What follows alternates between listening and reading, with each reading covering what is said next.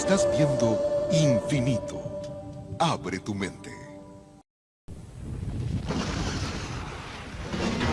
Los gobiernos ocultan información. Los especialistas se asombran. Quizás no debamos preguntarnos si estamos solos en el universo, sino si estamos a salvo. Comparta con nosotros un documento sorprendente develando qué se esconde más allá de los ovnis. Hoy, en Infinito OVNI.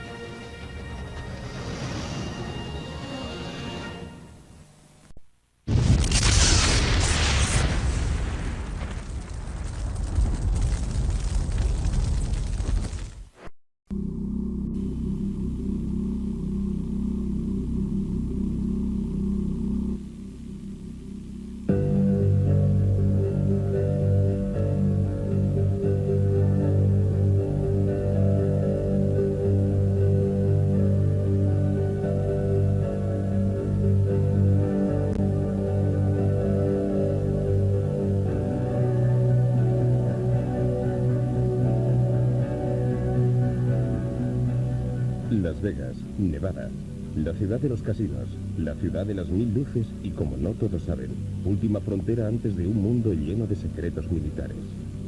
Aquí comenzamos nuestra investigación, justo en el centro del misterio, ya que al otro lado de las montañas, al norte de Las Vegas, se extiende la base experimental de Nevada. Un mundo aparte rodeado por los confines más vigilados de la Tierra desde los tiempos del telón de acero. Aquí se trabaja sobre los ingenios nucleares, aquí se ocultó a nuestros ojos el stealth, y aquí se prueban aeromóviles aún más arriesgados.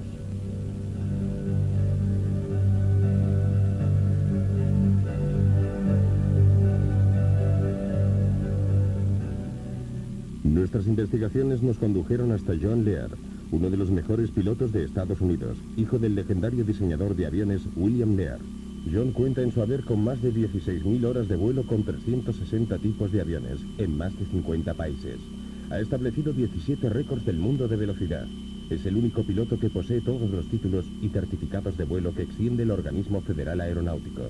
Después de la Guerra de Vietnam, desarrolló funciones en todo el mundo para la CIA y otros organismos gubernamentales y realizó asimismo vuelos experimentales para la Marina y la Aeronáutica. Hasta 1951, el Área 51 se utilizó fundamentalmente como base de instrucción de la Marina. Luego, la Lockheed, junto con la CIA, la transformó en una base experimental secreta para efectuar las pruebas sobre los aviones espía U-2. En los años 1959, 60 y 61, se realizaron experimentos con los SR-71. Era la zona ideal para las pruebas con maquinaria y aviones secretos, porque estaba muy aislada, con los lados rodeados por las montañas. En definitiva, estaba en medio de la nada. Es decir, garantizaba el nivel de seguridad que requería. En 1960 se empezaron a llevar a cabo pruebas no solo sobre aviones, sino también sobre equipos, maquinaria y todo tipo de proyectos reservados. Según mis investigaciones, en 1972 se produjo un vacío total de información y datos que duró 18 meses. Nadie sabe qué ocurrió entre el verano de 1982 y enero... No, entre el verano de 1972 y enero de 1974. No existen datos de ningún tipo. He hablado con los encargados de seguridad. No tienen ni idea de lo que pudo ocurrir ahí dentro. Y yo tampoco. Y no puedo hacer conjeturas porque el proyecto referente a los platillos volantes, al menos según la información que he reunido, el proyecto denominado Red Light comenzó en 1960.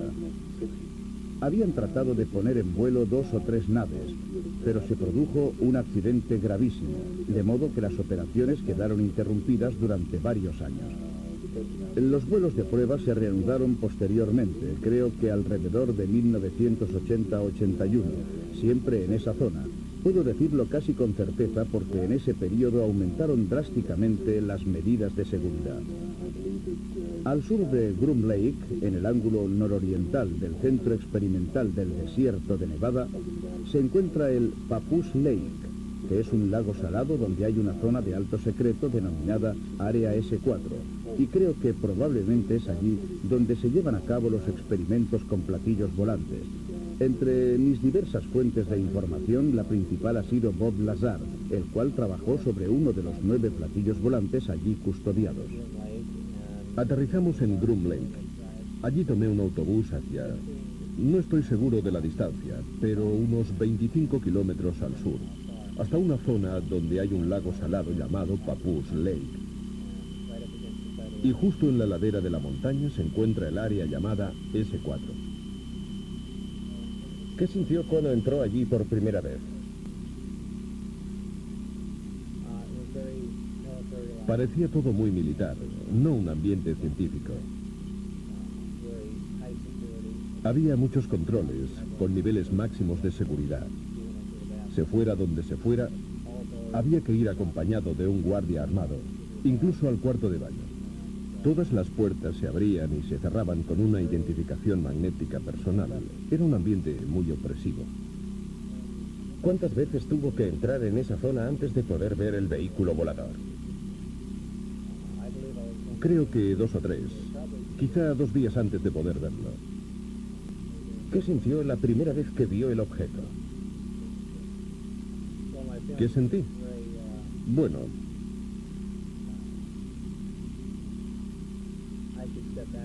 volviendo atrás en el tiempo, la primera vez que vi la astronave fue cuando entré en el hangar y me dije, esto explica por fin todos esos avistamientos de ovnis. Es un vehículo militar secreto en fase de experimentación y ya está. En realidad, fue la segunda vez que lo vi, al entrar en su interior, cuando me di cuenta de lo que estaba sucediendo. Es decir, de que se trataba de un vehículo extraterrestre. Obviamente, esto sucedió después de haber leído todo el material informativo, y entonces en ese momento cambió todo. Era una sensación distinta, algo inquietante. Me sentía como un intruso. Es algo muy difícil de describir. Aún así, inténtalo. Me parecía... ¿Tienes presentes las fotos de Billy Mayer tomadas durante sus avistamientos? Era increíblemente parecido a los discos de sus fotos. Una forma fugaz, pero nítida, de una nave discoidal. Es bastante difícil describirlo así, sin dibujarlo, pero tenía la típica forma de platillo volante. ¿De un solo tipo o de varios? En total había 9 platillos. Pero yo trabajé en ingeniería inversa solo con un objeto. Estaban en hangares separados y en cualquier caso eran todos visiblemente distintos. ¿Le dijeron alguna vez cómo habían sido recuperados por el Cuerpo de Inteligencia de la Marina? No, en absoluto. La gente ha sugerido varias hipótesis, que habían sido derribados o que habían caído, pero no parecían dañados y por consiguiente tengo serias dudas sobre dichas hipótesis. ¿Nos puede describir el interior? Es muy simple. Existe un solo color dominante, un gris peltre. El exterior es también de este mismo color. No tiene aristas. En el interior, todo el equipamiento tiene una forma redondeada, incluso los asientos y los espacios para los amplificadores. Es como si hubiesen sido fundidos y luego modelados con estas formas curvilíneas, incluso las uniones entre las paredes y el pavimento. El interior es esencial, muy abierto. El uso del espacio no parece en absoluto funcional. Hay 3 puentes. El más bajo alberga los amplificadores montados sobre bases móviles. En el puente central, desde donde se accede al interior de la nave, están los asientos y los amplificadores. Y luego está el puente superior, un sector limitado al que yo no tenía acceso, no sé qué podía haber allí. ¿En su opinión, el vehículo era extraterrestre? Absolutamente sí, extraterrestre, no hay duda. ¿Por qué? En primer lugar, el objeto del proyecto era analizar la nave. Si se hubiera tratado de un aparato de Estados Unidos, no habríamos perdido tiempo en tratar de entender cómo lo habíamos construido. En segundo lugar, por las dimensiones del equipamiento interno. por el tamaño de los asientos y por los materiales utilizados, absolutamente desconocidos para nosotros. Y por último, por el carburante, el elemento 115, que en realidad no existe. Estos datos han de sumarse a las informaciones que me fueron facilitadas, en las cuales se indicaba claramente que se trataba de una nave extraterrestre. ¿Le dijeron cómo funcionaba el sistema de propulsión? Formaba parte de mi trabajo de ingeniería inversa, es decir, debíamos averiguar el funcionamiento del sistema de propulsión. Habían realizado ya algunos progresos, pero no sé exactamente desde cuándo se encontraba allí la nave, si llevaban 1 o 10 años analizándola. En cualquier caso, con pocos progresos. El sistema es impresionante. Está compuesto por 2 partes, los amplificadores de gravedad y el reactor que proporciona energía. El reactor funciona por aniquilación completa, alimentado por antimateria. La aniquilación completa es prácticamente la más eficaz de las 3 reacciones nucleares que existen, esto es, fusión, fisión y aniquilación. Utiliza un elemento muy pesado, el elemento 115. Esta sería su situación en la tabla periódica. En la Tierra este elemento no ha sido aún sintetizado. En mi opinión, en algunos sistemas estelares, esta síntesis se produce de manera espontánea. El elemento es bombardeado en un acelerador de dimensiones extremadamente reducidas. Como consecuencia de ello, sufre una fisión espontánea y produce partículas de antimateria. Estas, gracias a un dispositivo termoeléctrico con una eficacia del 100%, interactúan con la materia gaseosa y se transforman en electricidad. Ahora bien, la primera ley de termodinámica viene a decir que la eficacia al 100% para cualquier dispositivo eléctrico es bastante imposible, ya que se producen dispersión de calor y otras pérdidas de esta índole. Pero yo, en este sistema, no las detecté. Es una tecnología absolutamente asombrosa. La increíble cantidad de energía que genera el sistema alimenta los amplificadores y, como producto secundario del bombardeo del elemento 115, se genera un fenómeno interesantísimo, es decir, una onda especial, la denominada gravitacional A. Esta onda viaja de un modo muy similar a las microondas. Se aplica a los amplificadores gravitacionales y mediante la corriente eléctrica generada por el reactor es amplificada y enfocada. La señal amplificada de este modo se torna ligeramente afásica y gracias a esto es posible atraer o rechazar cualquier cuerpo gravitacional. El vehículo es capaz de despegar, incluso utilizando un solo amplificador. Esta nave en concreto está dotada de 3 amplificadores y cuando activa un solo amplificador para alejarse de la Tierra, utiliza la denominada configuración Omicron. Para viajar por el espacio, la nave gira sobre un lado, enfoca los 3 amplificadores en un único punto situado a enorme distancia y luego se imprime máxima potencia a los amplificadores y al reactor. Prácticamente estiran el tejido del espacio, distorsionan el espacio-tiempo y lo atraen hacia la nave, que de esta manera se halla en condiciones de cubrir enormes distancias en un lapso de tiempo prácticamente nulo. La nave no se desplaza de manera lineal porque distorsiona el espacio. El propio tejido del espacio y por consiguiente también los campos gravitatorios y el tiempo están estrechamente ligados. Cuando se distorsiona un campo gravitatorio, se distorsionan también el espacio y el tiempo. Estas son cosas que sabemos desde hace tiempo, solo que no contamos con la posibilidad de comprobarlas. Aparentemente esta civilización las ha llevado a la práctica. ¿Y ustedes han conseguido alguna vez poner en vuelo alguno de estos vehículos? Se realizaron muchos ensayos, pero no fuera de la atmósfera. Eran vuelos cortos, a baja altura. De hecho, eran objetos de un valor inestimable, y no era intención de nadie correr riesgos inútiles o destruirlos a causa del campo gravitatorio terrestre o por volar a cotas demasiado elevadas. Pero asistí a varias pruebas fuera del recinto de seguridad. Y en una ocasión lo vi todo a no más de 30 metros del vehículo. ¿Cómo maniobraba el objeto en vuelo? Era muy silencioso. Se elevaba generando un pequeño silbido. La superficie inferior emanaba una luz azul, probablemente debida al altísimo voltaje generado. Poco después, a medida que ganaba altura, la luz desaparecía y parecía como si flotara suavemente en el aire para luego posarse sobre el suelo. Todo de manera muy tranquila y casi en absoluto silencio. ¿Podría describir los documentos informativos que le fueron facilitados y su contenido? Se trataba de un gran número de documentos, unos 120 informes muy concisos.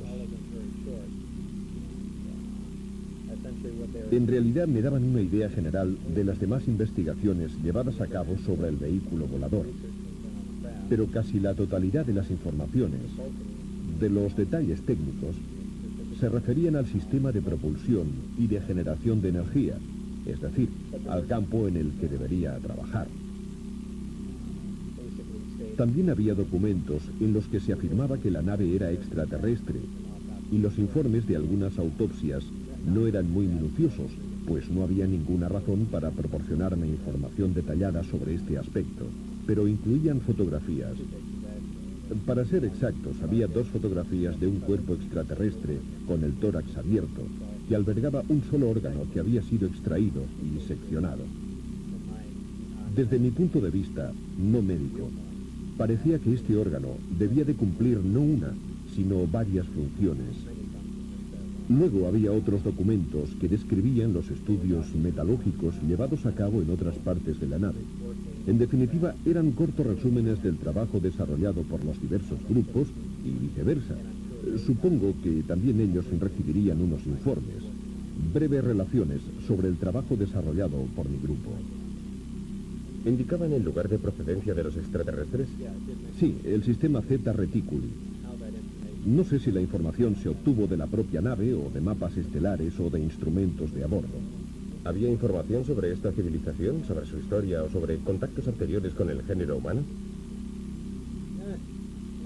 No exactamente. En ningún sitio podía leerse, fue así.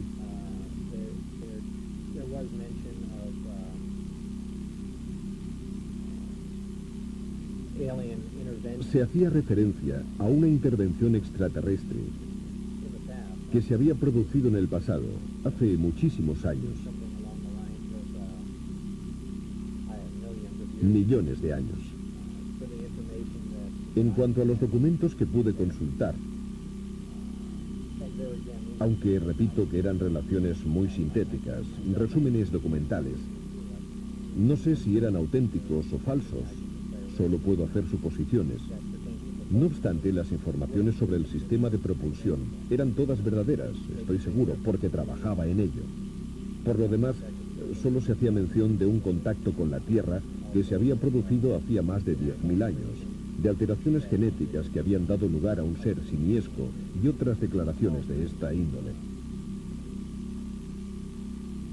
¿Ha visto alguna vez de cerca un alienígena vivo o muerto? No, solo en fotografías. En varias ocasiones he declarado que al cruzar una determinada zona, miré por una ventana y vi algo pequeño, pero no digo que fuera el cuerpo de un extraterrestre. Es inútil adelantar conclusiones y decir, seguramente vi un extraterrestre, porque podía tratarse simplemente de un maniquí creado como modelo en función de sus peculiaridades corporales y de las dimensiones de los asientos. Y por consiguiente, insisto en que en realidad no vi ningún cuerpo vivo en movimiento. Como principio, respondo que no. ¿Por qué le eligieron a usted para este trabajo? Es muy difícil responder, no sabría hacerlo. Seguramente como físico no soy el más cualificado, por tanto no tengo la menor idea.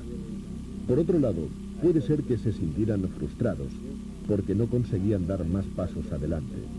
Hacía ya mucho tiempo que no lograban avanzar en sus investigaciones.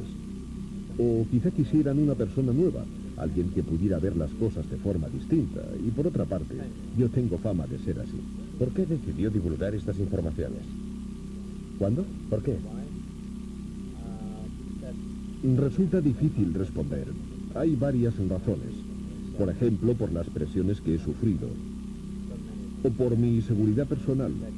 Y también porque es injusto que sobre estas informaciones se mantenga una cerrada reserva.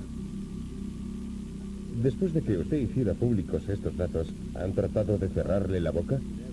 De todas las formas posibles. Me dispararon al entrar en la autopista aquí, en Las Vegas. Algunos amigos míos han sido amenazados. Han perdido el puesto de trabajo. Ha sucedido de todo. Regresaremos con más Infinito OVNI.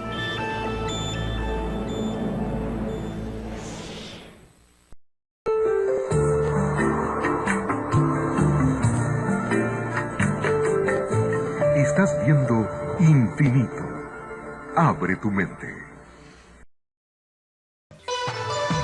Y ahora, continuamos disfrutando de nuestra programación por Infinito, serial del nuevo milenio. Continuamos con Infinito OVNI.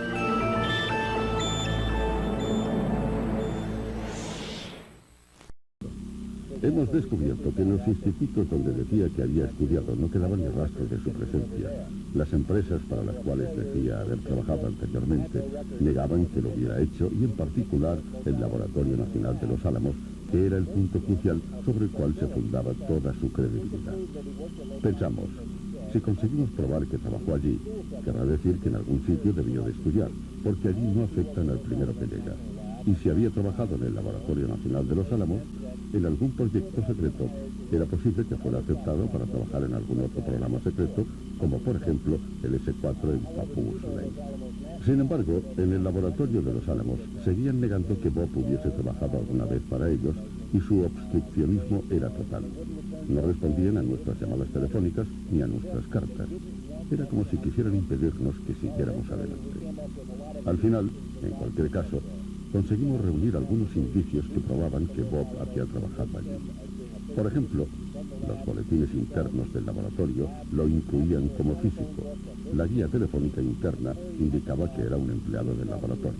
Hemos hablado con varias personas que trabajaron allí con él y nos han confirmado que Bob intervino en proyectos clasificados, que era un físico que estuvo allí. ¿Qué os convenció de que el azar decía la verdad? No estoy seguro al 100% de que todo lo que nos ha contado sea verdad, ya que como periodista debo siempre ser escéptico, al menos en parte, pero se me ocurren un par de cosas.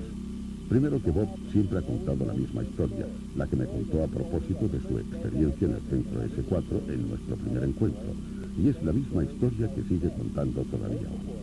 Lo más importante es que Bob ha tenido problemas judiciales, y para muchas personas esto ha significado perder completamente su credibilidad, mientras que el tribunal no ha cambiado ni una coma de la versión de Bob. Y solo cuando los magistrados trataron inútilmente de comprobar su currículum, solo entonces se decidieron a condenarlo. Bien, mi respuesta al tribunal fue: bienvenidos al club. Tampoco vosotros lo habéis conseguido. Bob se jugaba al menos 60 años de cárcel si no contaba en los tribunales la verdad sobre su currículum, y la versión que dio era idéntica a la de la primera vez, y es la misma de hoy en día.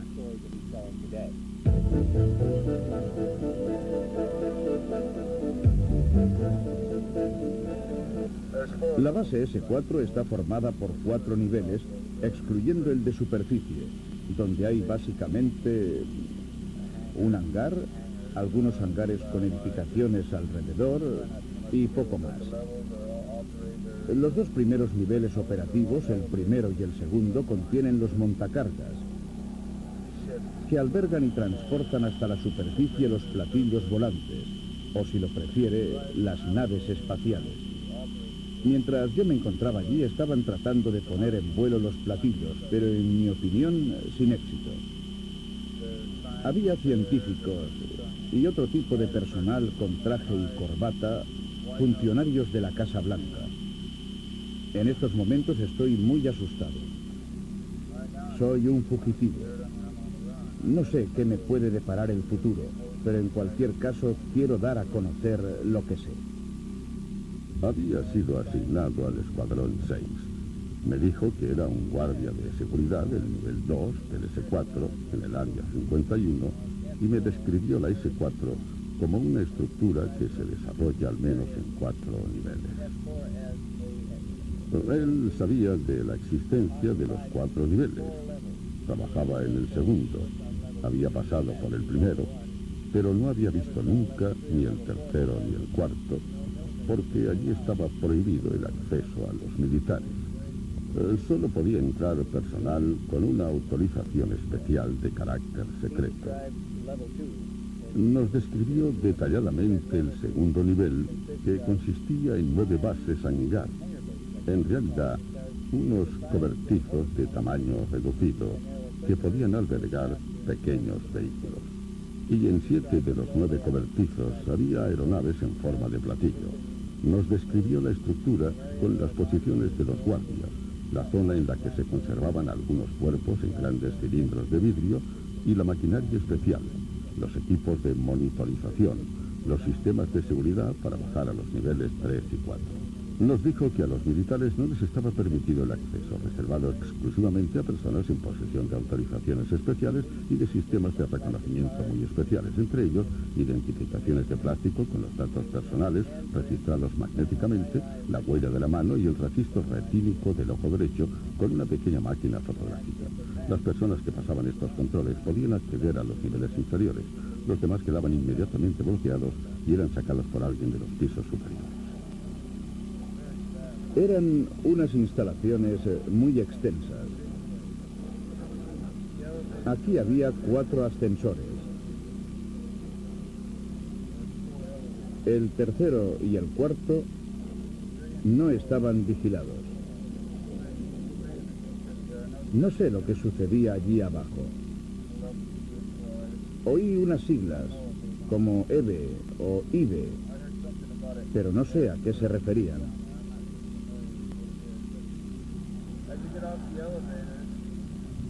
Saliendo de los ascensores, aquí estamos en el nivel 2. Están los cobertizos, todos separados por mamparas automáticas accionadas a distancia. Hay 5 a cada lado del corredor.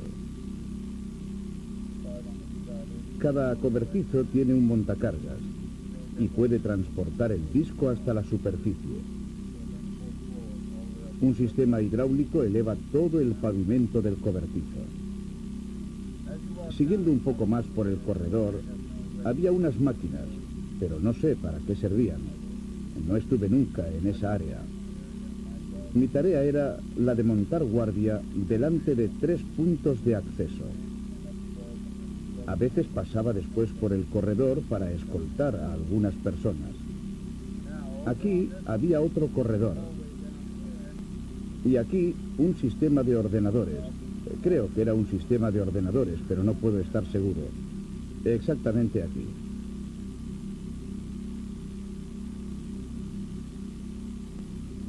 Y exactamente aquí estaban situados 7 cilindros.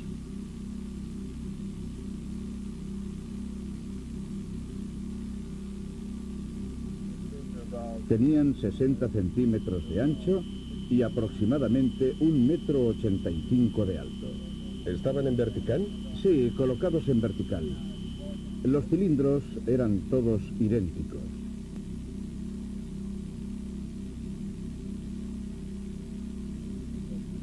Y también las criaturas conservadas ahí dentro eran completamente idénticas. No se podían distinguir unas de otras.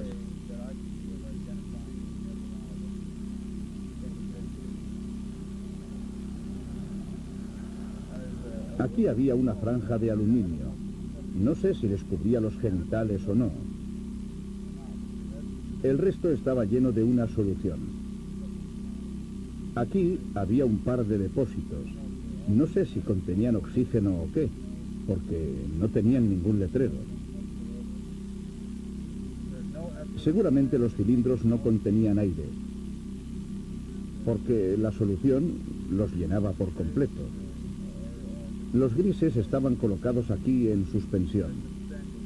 Supongo que debía existir algún sistema de fijación, porque los pies no tocaban el extremo inferior del cilindro. Luego había una base de unos 30 centímetros de altura, de hierro negro, de acero brillante. Parecía metal anodizado.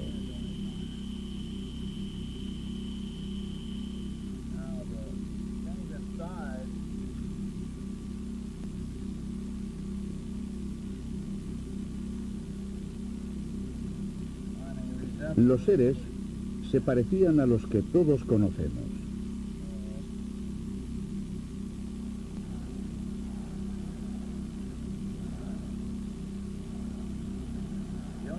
La única diferencia con respecto a otras imágenes que he visto puede que estuviera en los ojos, que parecían deteriorados. Como pasas, muy arrugados, como las puntas de los dedos cuando estás en el agua demasiado tiempo. No se veían párpados, ni pestañas, ni nada. Eran de color grisáceo, no cubiertos por escamas, grises, lampiños. Tenían pequeños orificios aquí y aquí. Luego, unas pequeñas hendiduras aquí, en correspondencia con la nariz y la boca.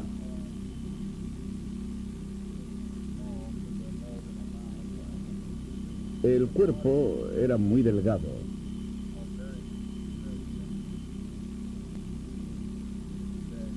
No tenían pecho, no tenían pezones ni ombligo. O por lo menos yo no los vi. No podía observarlos detenidamente. Sin embargo, oí ciertas cosas y sé que su organismo no funciona como el nuestro. Son muy delicados, tienen un aspecto muy frágil.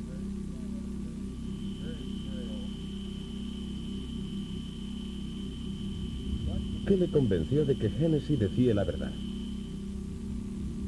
Mire, era la expresión de sus ojos mientras hablaba. Analizamos su voz durante el relato y no había signos de estrés.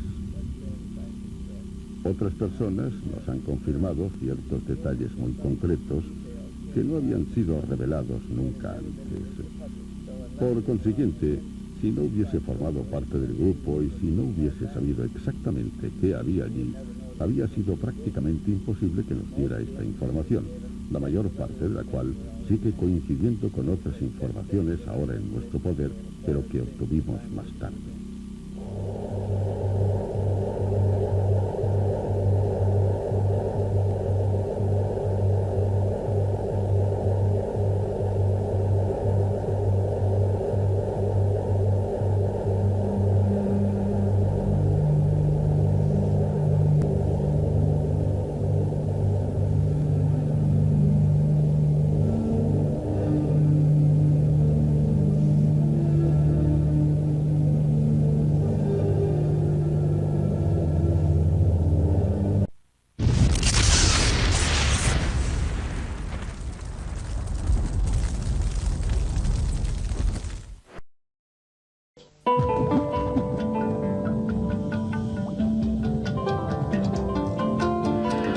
Estás viendo Infinito. Abre tu mente.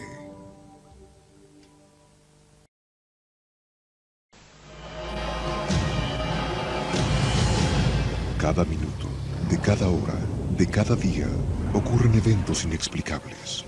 Incidentes, fenómenos, encuentros, ritos, experimentos. Cada día, cada hora, cada minuto, cada 60 segundos, se revela una vida llena de misterios. Ahora un canal trata de dar luz a todo. Un canal que indaga los misterios del universo. Un canal que se aventura en territorios desconocidos. Un canal que explora las preguntas que definen nuestra existencia. ¿Estamos solos en el universo? ¿Existe la vida después de la muerte? ¿Quién construyó las pirámides? ¿Se puede predecir el futuro? ¿Podemos mover objetos con nuestra mente? ¿Existe el infierno? ¿Se acabará el mundo en el año 2000? ¿Es la historia una gran mentira? Para cada pregunta hay una respuesta, pero ¿hasta dónde estamos dispuestos a llegar para encontrar la verdad? Desde Machu Picchu al Chupacabra, desde los aztecas al zodíaco, desde los extraterrestres a los ángeles. Esto es Infinito, un viaje hacia lo desconocido, una exploración de lo inexplicable. Ningún lugar es muy remoto, ninguna pregunta muy extraña, ningún misterio está fuera de nuestros límites. Escuche lo inesperado, descubra lo oculto, experimente lo desconocido. Infinito, señal del nuevo milenio.